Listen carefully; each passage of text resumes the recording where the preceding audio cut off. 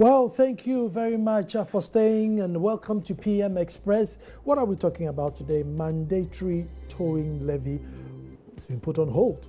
We want to find out what informs them putting it on hold, and indeed, when the holds are lifted, what is going to replace this quote-unquote law?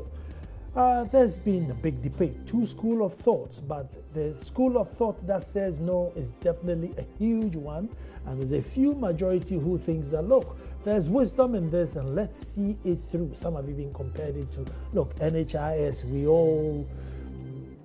all pay money for contributors at HNIs, and if you are unable to look after your health, you go into the kitty and you look after it.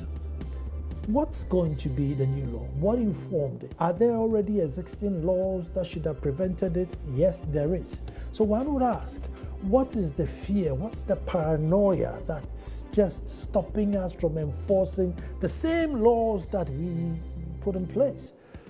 For us to go forward and say, you know what, let's all put money in the kitty. But what amazes me is the motorbike recovery services.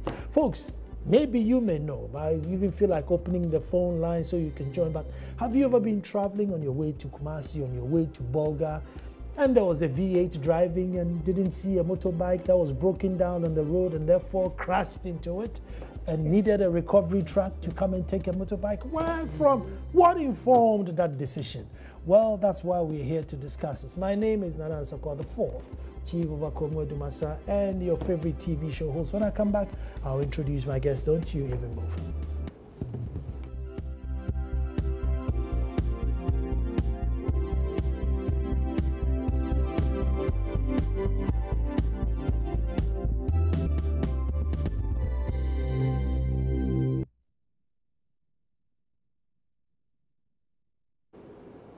Well, mandatory towing levy on hold. And how did it happen? They didn't just put it on hold.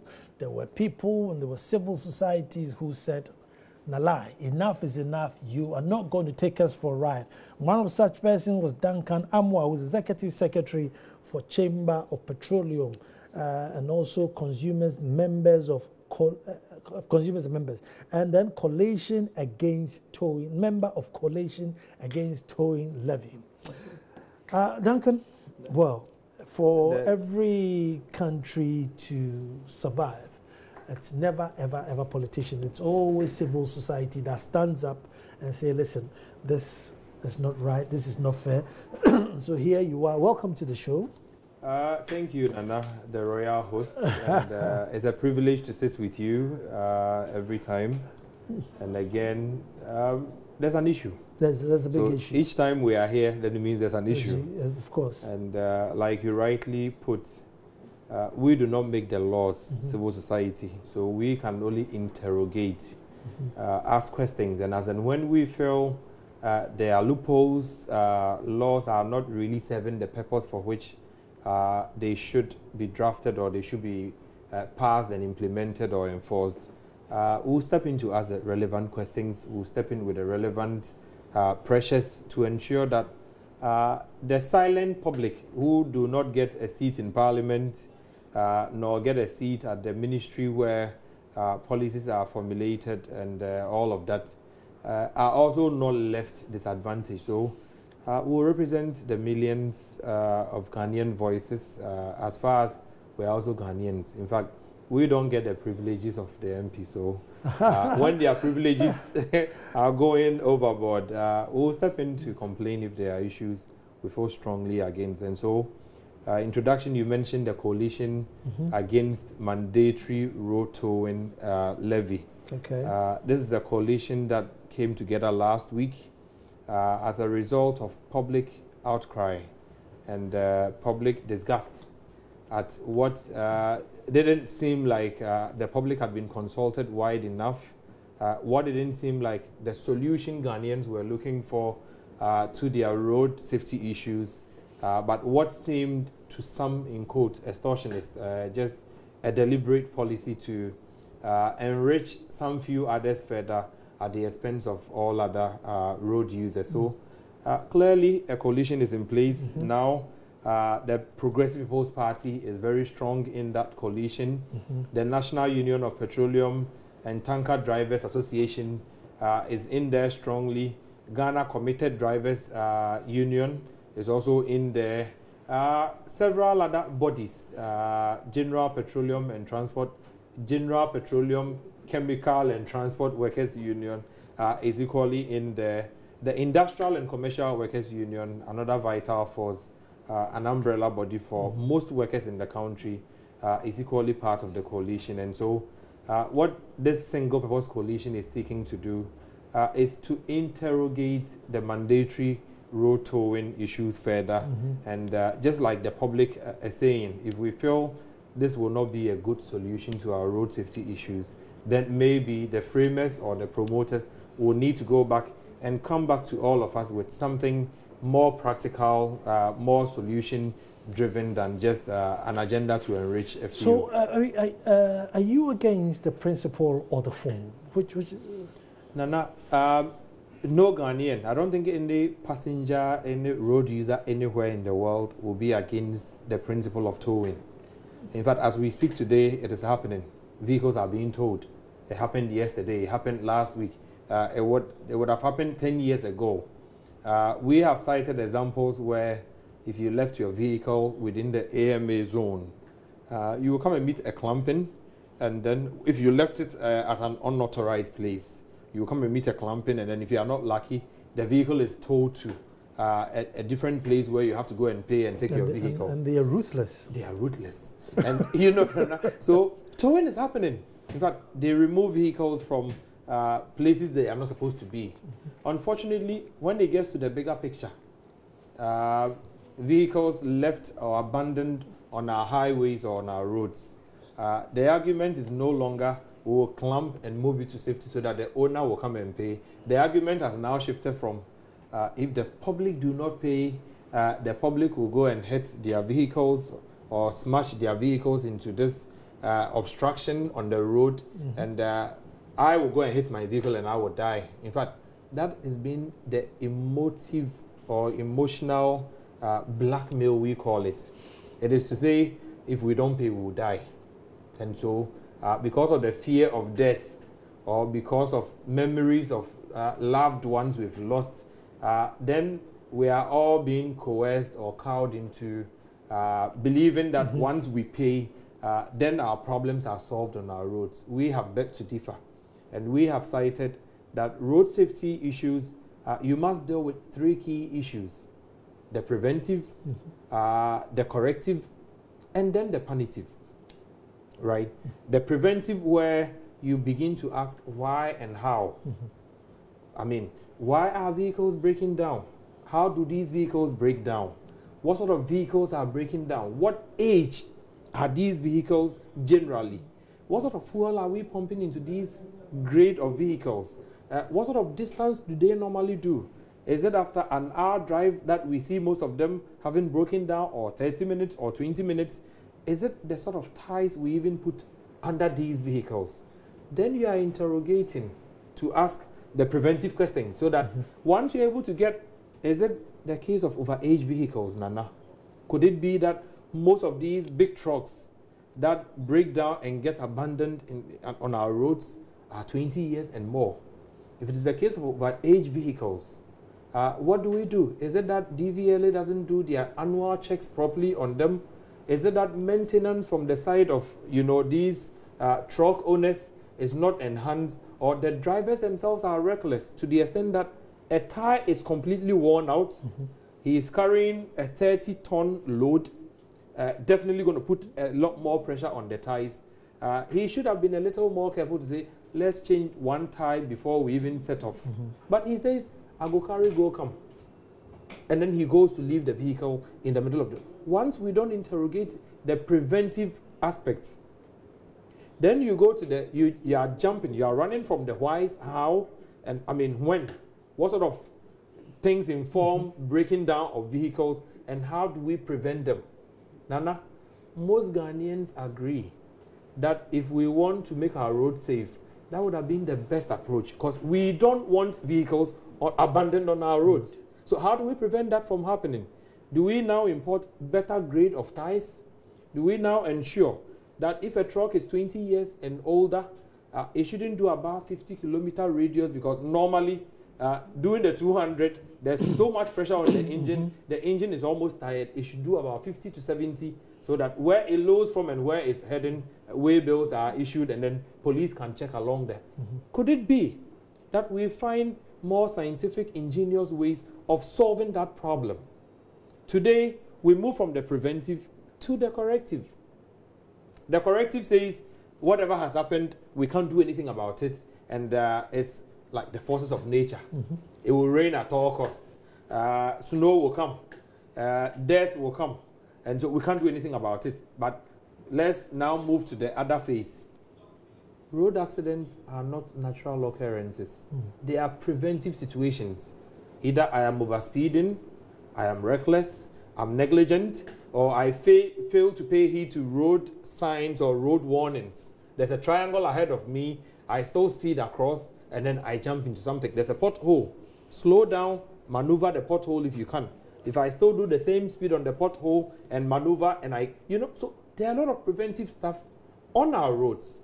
Without doing the preventive bit, you are not seeking to do away with the situation, right? Yeah. You move to the corrective that says, oh, cars will still break down, and I hear some of the funny arguments that says a brand new vehicle also breaks down. I have asked somebody to point to me one showroom vehicle that is less than 3 months stuck on the motorway, and says it won't go. Then the company or the manufacturer probably, did a shoddy job. Nana, most vehicles you find abandoned on our roads are sometimes 20 years and more. And I have even cited a situation where if you are doing the preventive, Nana, if you are able to come to the brackets or the type of vehicles that are getting abandoned on our roads, you will realize that most saloon cars don't get abandoned. Because the moment your car begins to give you warning sign, you find somewhere to park and check it. If it's overheating, you find somewhere safe to park. Let the engine cool a bit, pull a bit of water here and there. Then you manage the rest of the journey. And even in extreme cases where the vehicle cannot go any further, most vehicle owners are skeptical leaving their vehicles in the middle of the road. Because you come the next morning, your trafficator light is gone, your headlight is gone, your bonnet, your car battery. So a lot of, the road users who fall below a certain category, right, Nana, will not even find it in their own interest to abandon their vehicles. Because if I left my car on the motorway, Nana, chances I'll come and meet what you call the empty container the following day. People would have dismembered and dismantled all of it. So I would normally wait. Make sure I get a towing service thing to pull my car to safety, such that even if it takes a day, then I go on. Duncan, you see, we have built a nation where, whether we like it or not, and I don't know whether we're going to start today or tomorrow, but as far as implementation or law enforcement is concerned, forget it. As I put it, not in my tenure. I am not going to enforce any law, not in my tenure. IGPs have come and gone, and I don't know. I don't have the reason. And so if truly and genuinely we are not going to implement the law to stop us from dying, maybe we have to put all this money in the kitty and see if that works. You see, Nana, it is a good thing that people think progressively. But in thinking progressively, if the laws will not work, what says this toll levy law would now work? It's just a question. If the existing laws that says if your vehicle has a problem, the triangles are not there for decoration. Fix the triangle 100 meters so that an oncoming, motor vehicle or somebody would at least be warned ahead that there's danger ahead, so slow down, find a way to maneuver. If we don't enforce the petty little things that makes all of us safe, and then we jump to the corrective that says vehicles are broken down, let's go and tow them. In fact, Nana, I have said, and let me repeat, based on scientific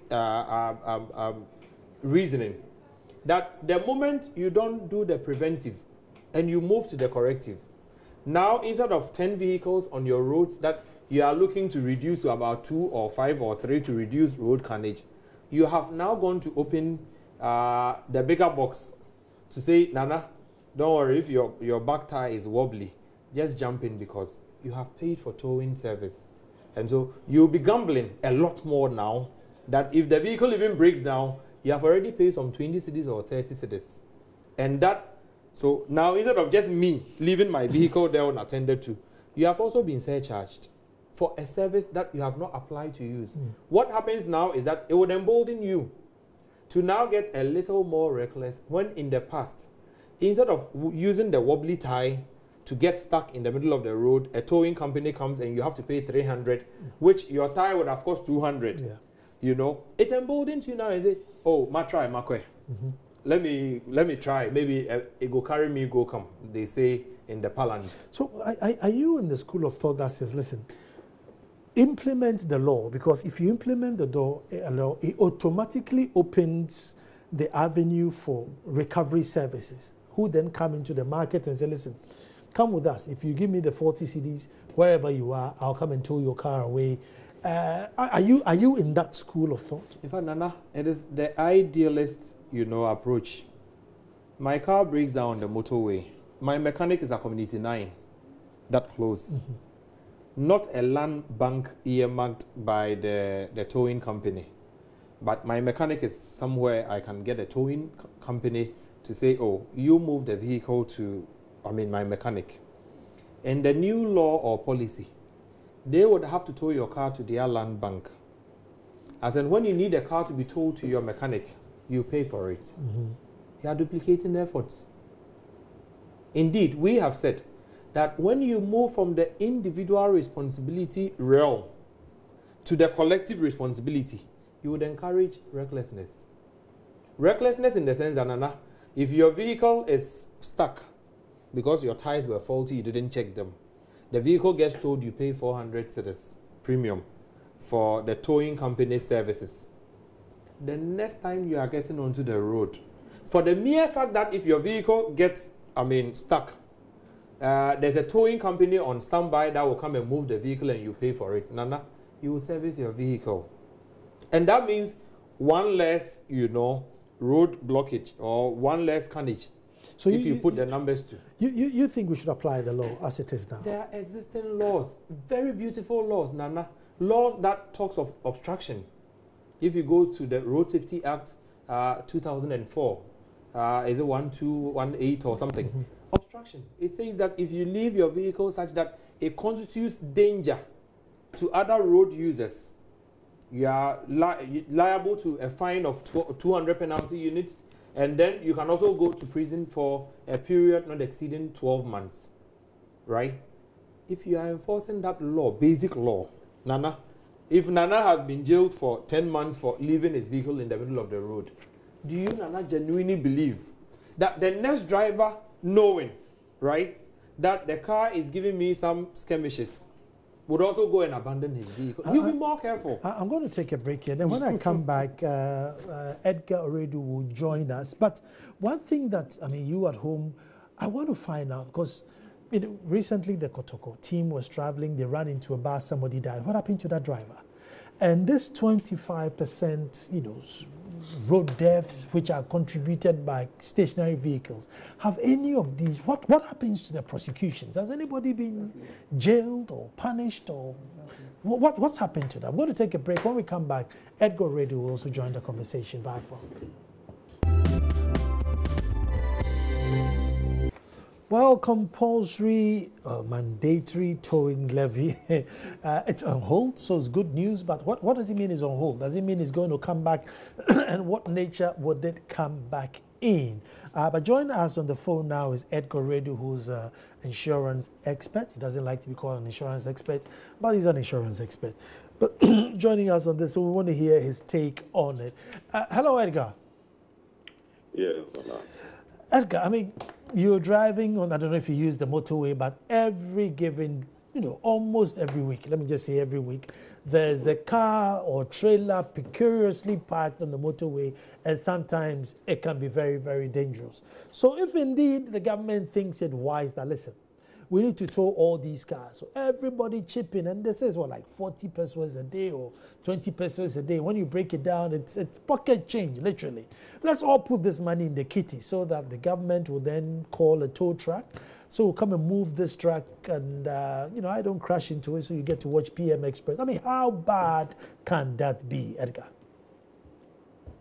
I believe most people have spoken on this matter, and the issue was this: that each and everyone has a duty of care towards his or her neighbor, and your attitude or your action should not in any way cause danger to any other user of the road, to the extent that that other user can get injured. Oh, but it's not deliberate, Edgar.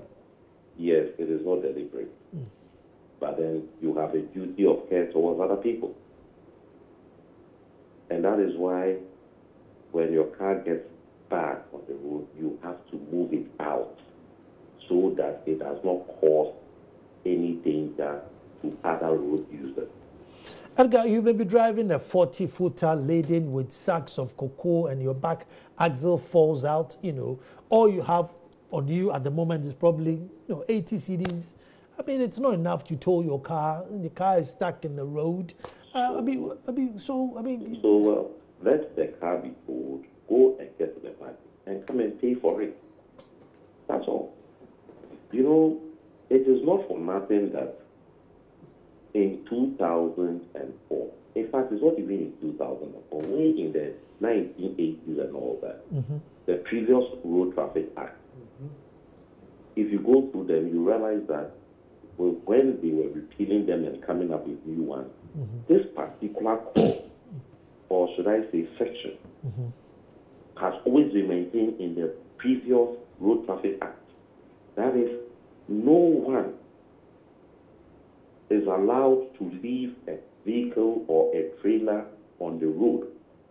In fact, the current law, which is at 683, states in section 21 that no one shall cause or permit a vehicle or a trailer to be left on the road for it to become a danger and cause injury to other road users. Anyone who does that commits an offense, and on summary convictions pays 250 penalty units or 12 months imprisonment or both. Now, in 2010, the then Minister for Transport and then Roads and Highways, be it Mike Hammer and Joe Gibisu, came out with what they call the driver's guide. And it was in that driver's guide that they made reference to that particular section in the Act 683 and said, anyone whose vehicle is broken down has a maximum of 2 hours to get it off the road, or else the authorities should tow the car and charge the owner of the vehicle. Nana, my argument is this. Before you give me your argument, are you telling me the police are aware of this law, or, Edgar, this law is hidden somewhere?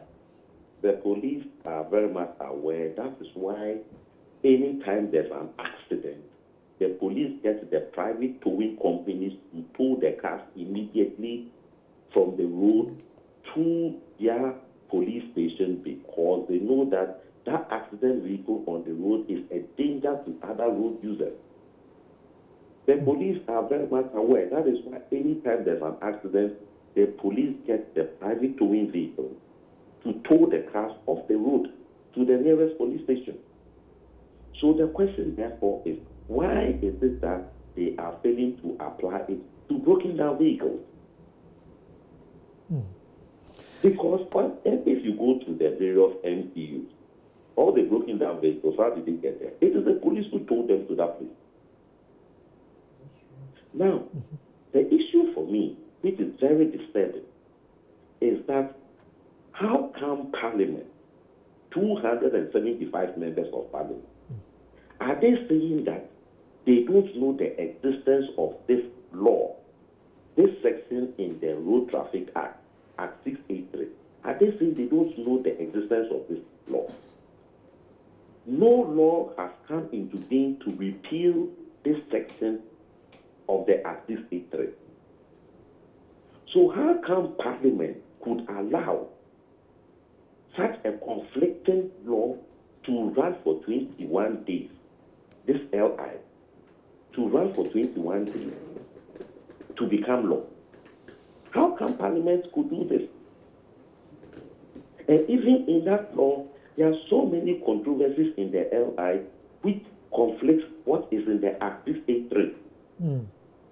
There are so many offenses in that. And I'm surprised that 275 members sat down and let it go through.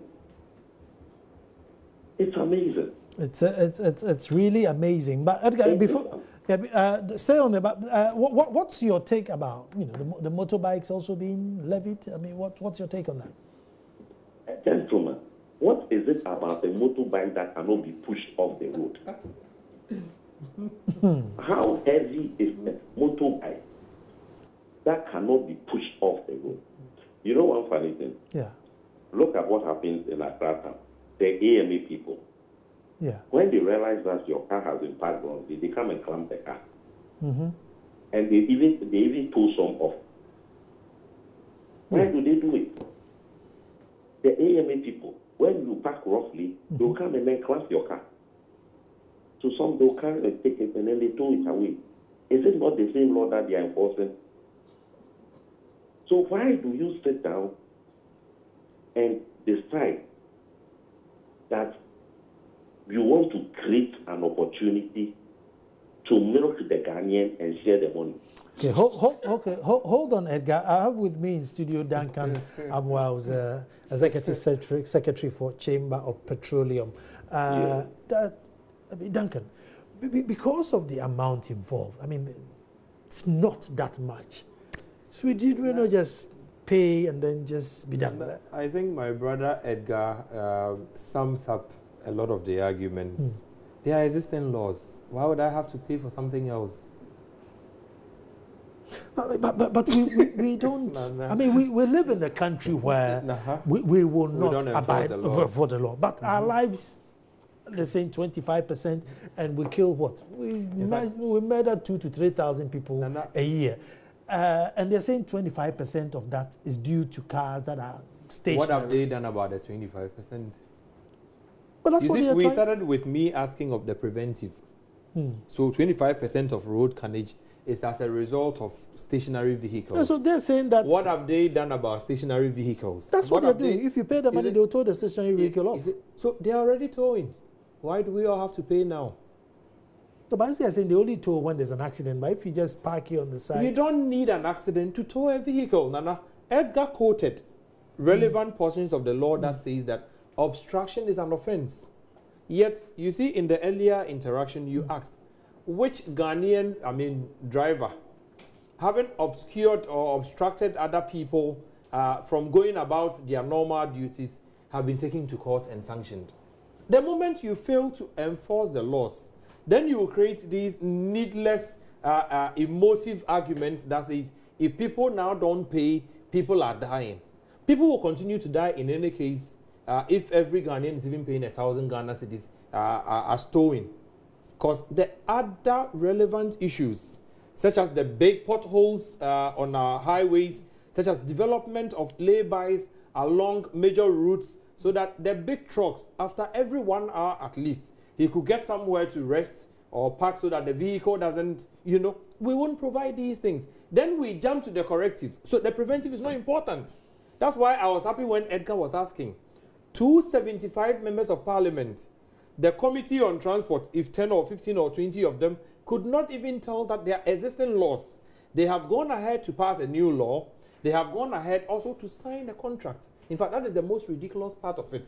To say that we are now bringing a new law that says the old law is ineffective, right? The individual responsibility. I have said, the moment you move from the individual to the collective, where Nana is responsible for his car, Edgar is responsible, I am responsible, and you say, look, now it doesn't matter. just jump your car onto the road. When there's a breakdown, the state or all of us have paid, so we'll come and tow. Nana, if it was my vehicle alone at first, you have paid, Edgar has paid, they will use the service. So it means that you'll be encouraging 10 times what is already constituting a danger, that is 25%. So we might wake up and it's already gone to 70%. Edgar, you are in the insurance business, so you may know. I mean, like the Kotokobas that drove into this Kia truck. I mean, what happened to the Kia truck driver?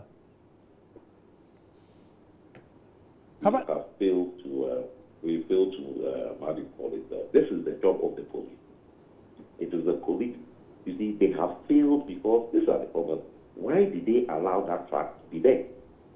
If the police is failing to do its job, and they are trying to come together with a group of people to create an opportunity to milk the Ghanaian and chop the money. It was so sad that the policeman who at that forum could make a case that 25% of road accidents are caused by vehicles that are left back. Where is the data? Where is the evidence? Where is that direct evidence that 25% of such cases are as a result of it? And even isn't the policeman ashamed to say it when it is their duty to have ensured that such vehicles are not on the road? He should be ashamed of himself. Could it be that, I mean, there are no recovery trucks for them to call to come and tow away? Nana, I'm saying this. Anytime there's an accident, they call the vehicles and they tow them. Yes. And just as you look, if you stand at Abenqua Bridge, Abenqua Bridge, you see them plenty. When you stand by the motorway, you see them plenty. Exactly. They are scattered all over. They are scattered all over. And some of the insurance companies even have towing trucks that they use in towing these things. When you go outside in Kumasi and everything, they have private towing. So ask yourself, how come they are able to tow the vehicles that are involved in accidents? But then the ones that are parked by the wayside, they don't go having them towed. That is the question you should ask yourself. That's a strange one, though, isn't it? How the tow trucks only turn up when the cars have an accident, but not when they break down. Exactly. When you go to all the police NPT's departments, you will see broken down the accident vehicles. Ask yourself, how did those cars get to the police station? Maybe the tow trucks we have in Ghana are for breakdown cars, not for accident cars, not breakdown cars. That's the light side anyway. It is the police who are failing to do why they have been employed. And it's about time the RDP started cracking the whip. Because this kind of things cannot be entertained, and we need to entertain them in this country. If they think they cannot do their job, they should get out and let them employ people who can do the job.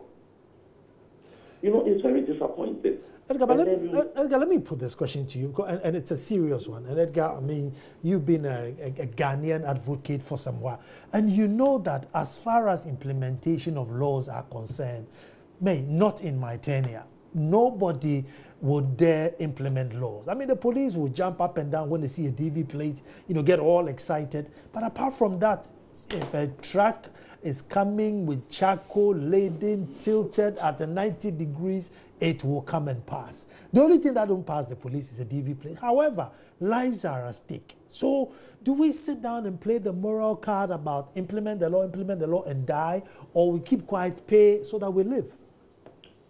There's something called mandamus. Okay?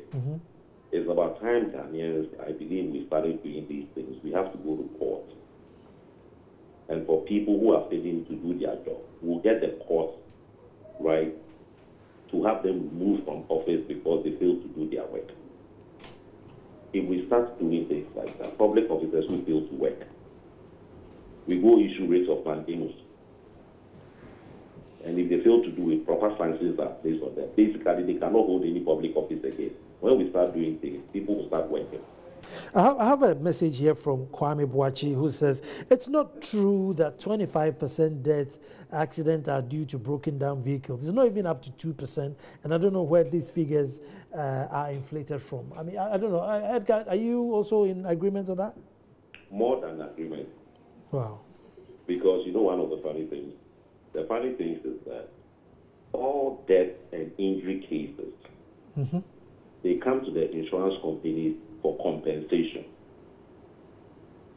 So all the reports that are issued by the police as a result of the accident, the insurance industry has it. And that is why I'm asking that they should bring their documents.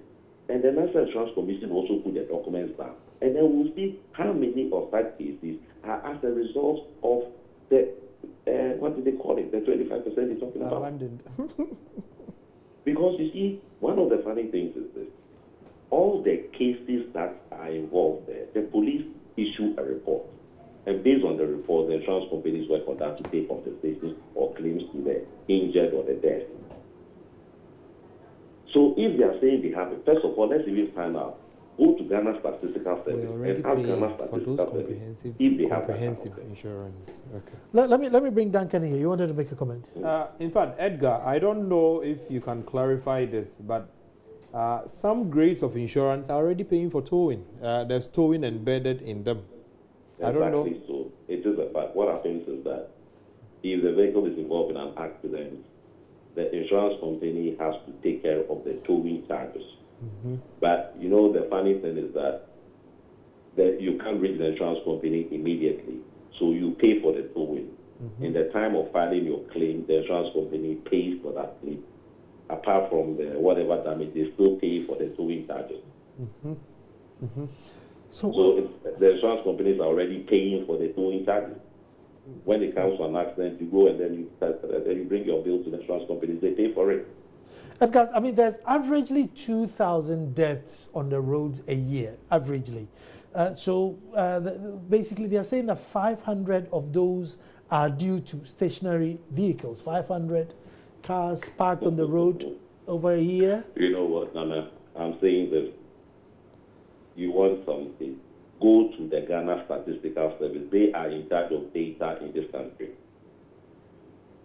Ghana Statistical Service, bring out your data to support the claim that 25% of the deaths on our road is as a result of vehicles that have been left unattended to. Then we can begin to deal with the matter. Because somebody has said it, and he's not been subjected to any proof. And therefore, that is the justification to create an opportunity to milk Ghanaians and then chop the money. But you're also raising some points to say that government is actually, relegating a lot on its responsibilities, i.e. lay-bys, illegal trotro stations, potholes. I mean, there's a pothole on the motorway I've named Odofule, because I think if it's going to be a permanent structure, you might as well name it. So it seems as if like government is renegating a lot, and they say, look, you pay for the correction. In fact, Nana, it is exactly what it is. I have said that it is a multifaceted issue. If Ghana Highways Authority will not do its work, there will be road accidents. If the Driver Vehicle and Licensing Authority will not do its work properly, there will still be road accidents. If the Urban and Feeder Roads Departments will not do their work, there will be road accidents. If the Police MTTD will not do its work, there will be road accidents. If we fail to observe precautions on our roads as drivers, there will be road accidents. And so, indeed, if one says that once you go and pay, if you don't pay the money, you will die, Nana, that moral argument, that emotive argument, it falls flat in the face of science. Science says that accidents are normally a combination of factors. People are saying we do that for NHIS, so why can't we do that? That argument with NHIS doesn't even start with at all. You are talking of preventive health, right?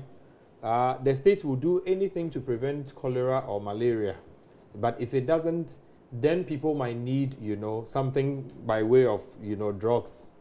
And we are saying that not everybody can pay for it.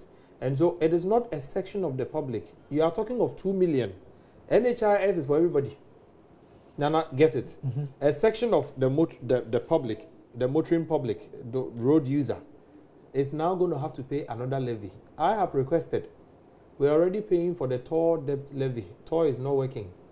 Where is that money going today? We are paying several other levies, including the street lightening and public lightening and whatever. Drive the motorway. All the tolls that we decided to introduce and to upscale or increase their values for, today the motorway is worse off. So levies themselves are not a solution. If we want our roads to be safe, there are practical things to be done, Nana. One of them is the lay-bys, so that the truck driver doesn't have to do 4 hours on a stretch. If he doesn't get to Linda Door, then there's nowhere for him to stop. So you get to the Kumasi stretch, in Sawam Adwejiri, you find the trucks parked. They need somewhere to rest. We are not providing for them. And so at some point, he drives, gets to a point, the truck can no longer go, he parks. The lay-by that should have been provided for, he now uses the road as a lay-by. And so when you check one responsibility, you will come now to think that people are abandoning vehicles. But it's a combination of factors. And once you are not solving those issues, Nana, and you jump to the corrective that says everybody should go and pay. I asked someone, why is government not putting in some funds, some resources? If we need tow trucks, government should give tow trucks to the Ghana National Fire Service. So that if a tanker, an oil tanker, has a problem, you cannot just go in with a towing vehicle. You need fire service there, right? But once that is not done, and then we jump to the populist thing, like Edgar has said, let's just go and collect the money and chop, because Ghanaians are quite timid and they won't talk about it. And so the sums for introductory fees are quite paltry or minimal. Ghanaians will just pay. We are telling them that it is the laziest approach ever adopted, and this will not solve the road carnage issue. Edgar, we do it for NHIS. Why can't we do it for cars? I mean, you pay, I pay, you buy anything at the restaurant, Well, I think Duncan has answered that question, but let me tell you something that is very important. Yeah. The roads and or the transport committee, whatever the name is, one was expecting that they would have actually used their good office to tell the road minister or the transport minister to present a document to cabinet for the removal of duty and taxes on some specific items on the car that is between the steering connection to the tire. These are the main issues that cause problems. So if you remove the duties and taxes on these items, they become reasonably good that people can afford to buy them brand new. The government said in this budget that it was removing the duties on the spare parts. Where is it? The insurance companies were going to increase their insurance premium. And because the government said they were going to remove the duties on the spare parts, the insurance company said, okay, then let's hold on, because if the duties are removed of the spare parts should become cheap enough for people to afford brand new spare parts. And if people are buying brand new spare parts, we are guaranteed that the cars will be in good shape on the road, so accidents will be reduced a little. As of now, that thing has not taken place. So the insurance companies is hanging in to bring in that increase. These are things that I would have expected the transport committee to have done, instead of wasting public time on these useless documents. Now, tomorrow, if you are sitting down and the insurance companies are complaining that the way people's ball joints are getting bad, the way people's tie rodders are getting bad, the way people's steering racks are getting bad, the continuous use of expired second-hand ties are creating problems, causing accidents. So therefore, their accounts or their coffers are getting depleted. They need to increase the value, the premiums, so that they can still be in business. Where do we stand as a nation? And this was supposed to have taken effect in January. But for some good reasons, they waited. Edgar, thank you very much. I have another message from Kwame Boachi, who is an engineer, and it says there are averagely 2,000 deaths per annum. Therefore, from January to June, there are 1,000 deaths already. 25% means 250 deaths from stationary vehicles. The DVLA or police must give us breakdown of these 250 persons who have died from January to June this year, apart from the Kotoko accident and Professor Kofi Asare. Who else? National Road Safety must tell us. Duncan, let me give you the last word. Nana, we've gone to sign a contract, 20 years. As ridiculous and as absurd as it sounds, 20 years is to suggest that indeed we are not going to be able to get rid of the problem. The problem will live with us for 20 years. That is what it means. And it doesn't look as though the statistics they provide, they will be able to reduce it. They have gone to say 20 years, so it means if 500 are dying, they'll continue to die. Unfortunately, Ghanaians are saying that we need a much more holistic road safety approach, Nana. One that takes care of the potholes, the next one that takes care of street lightening, the other that takes care of the laybys, the other that takes care of law enforcement on our roads, so that a vehicle supposed to carry 30 tons will not go at 34 or 40 tons, and the tires are bad, and the law enforcement officers are all watching. Some of the vehicles tilt to angles like you mentioned, and other road users are concerned. It could just fall over. Unfortunately, these vehicles are allowed. If the DVLA will go out there to ensure that vehicles that come to them annually really are tested properly to check whether they are roadworthy or not, I'm sure some of the vehicles will move off our roads and our roads will be safer for all of us. On that note, the general consensus is no. As you always say, as for this one, come back again. So to the powers that be, I think you need to come back again. I want to say good evening to Nana Obinkubi Manfi Mankrado, who's also watching the program. Nana Obinkubi, thank you very much for staying tuned. And to you at home, we'll always be back to do this all over again. Thank you for watching. And Duncan, thank you very much for coming. Nana, always a pleasure sitting with the royal hosts.